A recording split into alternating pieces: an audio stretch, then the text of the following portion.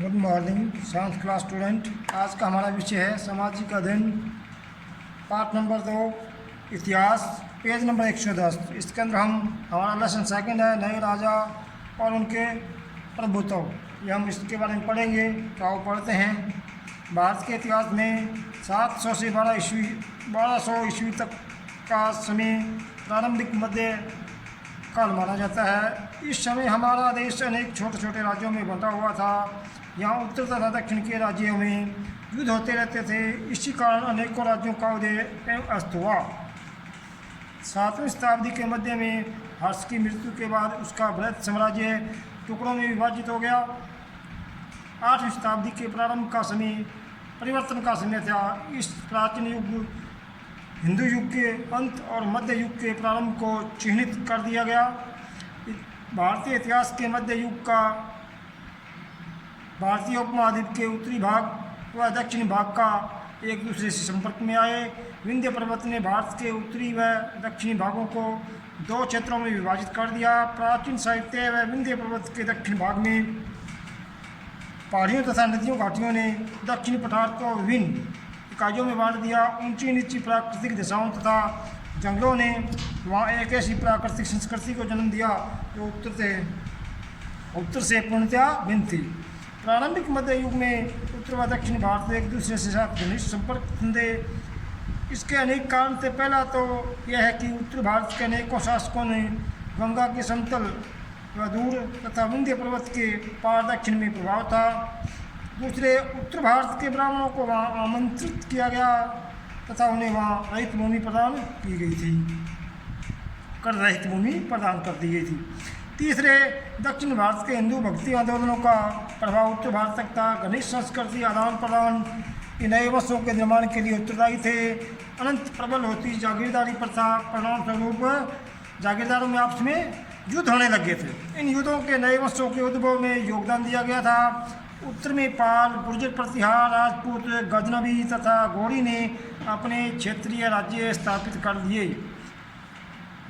दक्षिण में राष्ट्रकूट, पल्लव, पांड्य और चोलों के मुख्य राज्य थे। आगे आता है उत्तर भारत के राज्य अथवा राजनीतिक विकास, यानी 700 ईस्वी से 1200 ईस्वी पूर्व। 9वीं शताब्दी से 13वीं शताब्दी तक 3 मुख्य शक्तियाँ जैसे पाल, गुर्जर, प्रतिहार व राजपूतों ने उत्तरी भारत पर शासन किया था। 3 शक्तियाँ पाल, प्रतिहार, राजपूतों के मध्य कनौज पर नियंत्रण को लेकर प्रतिस्पर्धा थी। ये तीनों शक्तियाँ महत्वपूर्ण शहर कनौज पर अधिकार प्राप्त करने के लिए अपना सर्वस्व दांव पर लगा रखा था। यानी कि कौन सी तीनों शक्तियों के अंदर कौन सी जो शक्ति है कनौज पर अधिकार करना चाहती थी, यानी कर देगी। तो इनके आपस में संघर्ष चलते रहते थे। इसी कारण इन तीनों शक्तियों को कनौज के वर्षों के लिए त्रिखंड संघर्ष बना रहा था। इस संघर्ष ने इन वंशों को कमजोर भी बना दिया था, क्योंकि ये आपस में लड़ते झगड़ते रहते थे। आगे आता है, पहला नंबर पे आता है पाल वंश। पाल वंश के शासकों ने उत्तर भारत के बंगाल व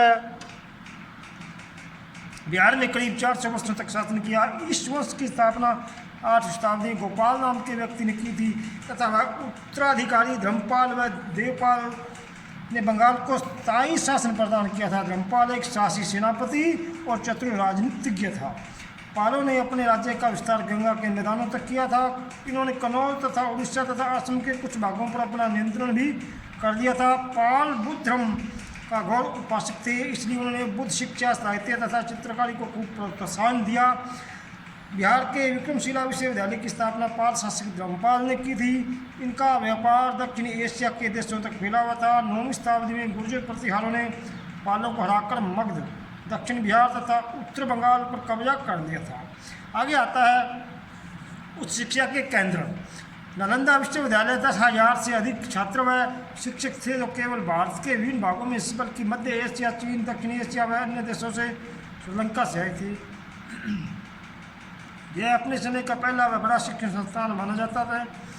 राजा प्रजा खुले मन से छात्रों तथा शिक्षकों के कल्याण व उत्थान हेतु दान दिया करते थे। नालंदा के बाद विक्रमशिला का दूसरा स्थान था। आगे आता है राजपूत का।